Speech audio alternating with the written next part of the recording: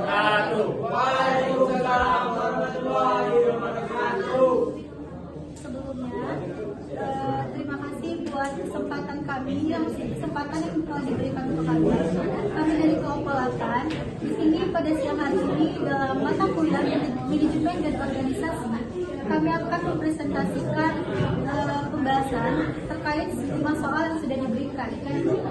Baiklah, di sini saya Abi Faliza Nora sebagai moderator. Sebelumnya saya akan memperkenalkan anggota kelompok. Yang pertama ada Yuda Wirianto sebagai pembaca materi pertama. Yang kedua ada Muhammad Raihan Fernando sebagai pembaca materi kedua.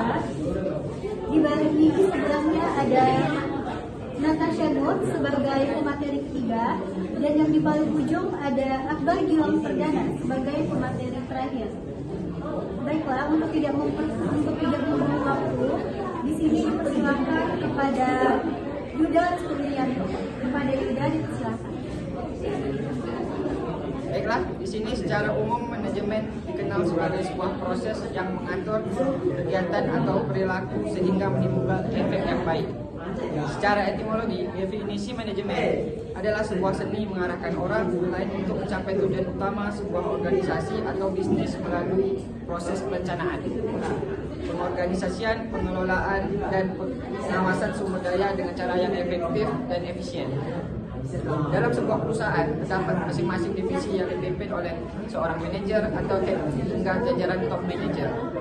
Fungsi dari seorang manajer ini sudah jelas, adalah untuk mengatur kinerja karyawan bawahnya untuk mencapai tujuan perusahaan. Tidak hanya mengatur, seorang manajer dalam sebuah perusahaan juga bertanggung jawab atas pengawasan bawahannya agar berjalan sesuai dengan koridor pekerjaannya.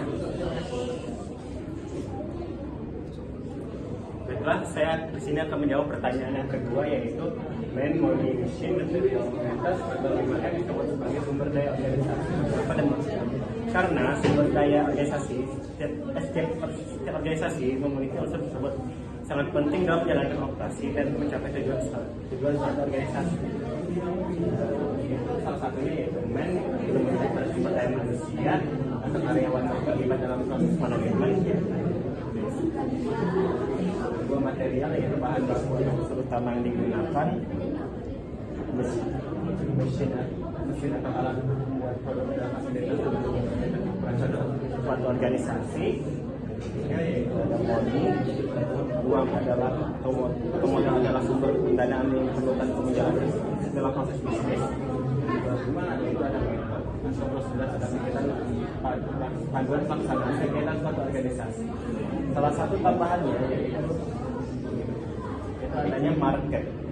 Market merupakan tempat pertemuan penjual dan pembeli dan strategi pemasaran efektif sangat penting untuk meningkatkan jumlah penjualan barang atau jasa.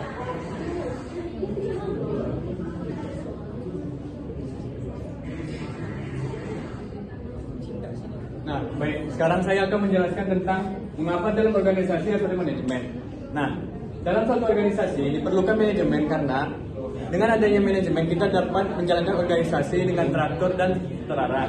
Nah, manajemen di sini merupakan elemen fundamental dalam keberhasilan suatu organisasi. Manajemen yang efektif dapat membantu organisasi dalam meningkatkan efisiensi, efektivitas, produktivitas, dan daya saingnya.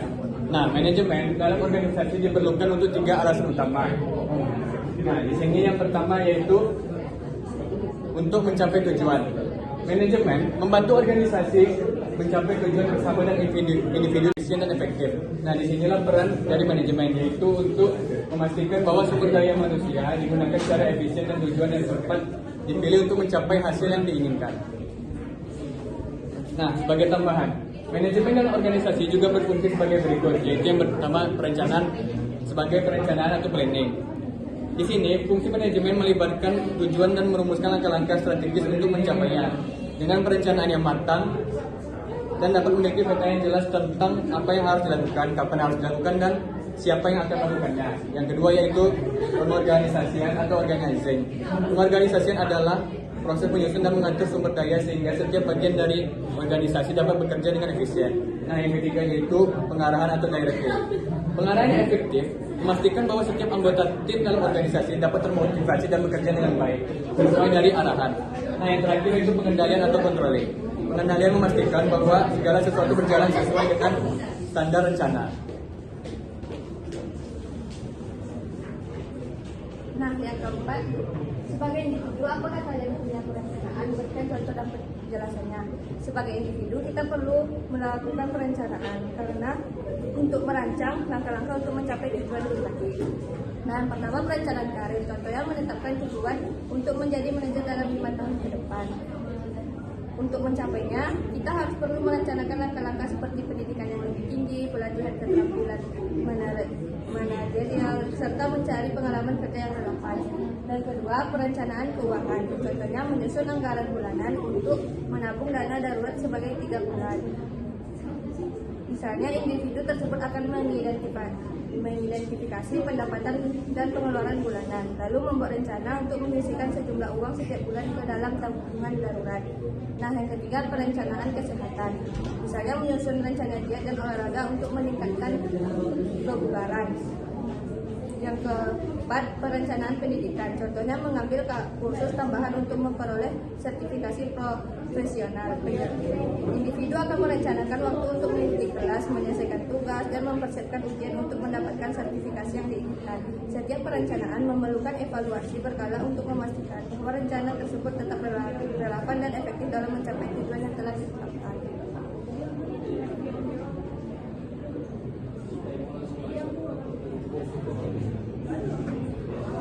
Baiklah, selanjutnya di sini ada materi bagaimana cara atau tips suatu pemimpin untuk dapat menggerakkan anggotanya dalam sebuah organisasi. Nah, jadi yang pertama, kita juga mampu menangani suatu konflik dengan bijaksana dan adil sehingga suasana kerja harmonis. Di sini maksudnya adalah jika ada salah satu anggota yang membuat suatu kesalahan, maka suatu pemimpin itu juga harus menegurnya, tapi dengan cara yang baik. Dengan seperti contoh, tidak menegurnya di depan para anggota yang lain. Dan yang kedua, ada memberi contoh terlebih dahulu tentang suatu pekerjaan yang membuat para anggota ikut ke dalam pekerjaan tersebut. Nah, maksudnya di sini adalah suatu pemimpin itu dia harus terjun ke dalam proyek itu terlebih dahulu, sehingga nanti para anggota itu akan mikir bahwa ketika si pemimpin ini udah terjun, otomatis si anggota tadi jika dia tidak terjun ke dalam proyek tersebut, maka bisa jadi masalah pekerjaannya itu juga akan dihilangkan. Dan yang ketiga, berkomunikatif secara efektif. Maksudnya di sini adalah bahwa di dalam suasana pekerjaan itu, kita yang paling penting itu adalah komunikasi. Nah, komunikasi di sini juga harus adalah komunikasi yang baik. Seperti kita saling mengingatkan bahwa di dalam sebuah organisasi itu kita harus mencapai suatu tujuan tertentu, yang dimana tujuan itu tidak akan dapat jika cuma salah satu pihak yang bekerja. Namun dalam semua anggota itu juga harus punya peran penting masing-masing. Kemudian ada pengakuan dan apresiasi para anggota. Jika